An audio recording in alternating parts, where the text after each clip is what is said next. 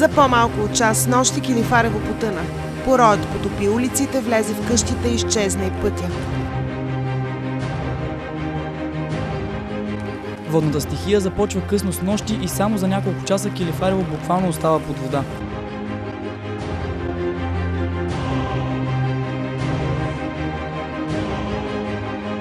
Водното бедствие преживяха и жителите на град Дебелец.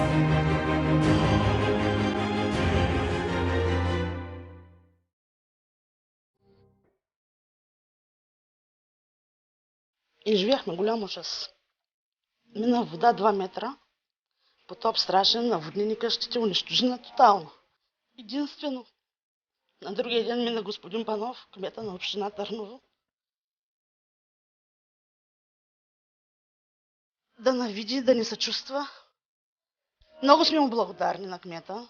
След 2-3 дена мина раздадени ходилници, спирални печки, който от каквото имаше нужда.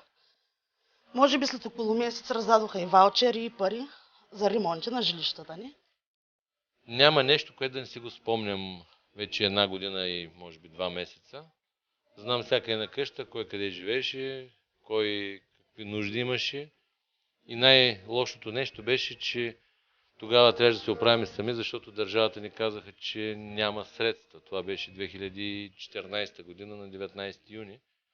Освен като градоначалник, чисто човешки, вие сте тук по време на бедствието до всяко едно семейство, изживявате тяхната трагедия. Как се преживява това нещо?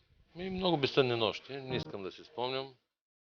Малко, естествено, време за децата ми, но в крайна сметка съм удовлетворен, че това, което беше тогава, в цяла България ни показахме как може да се справим без държава, без правителство, обединени заедно за една кауза, която е човешка.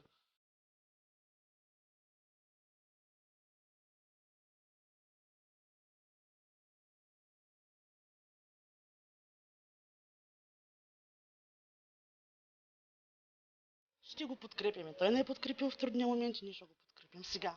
Това ли е най-важното? Човека, който управлява, да бъде преди всичко човек? Абсолютно.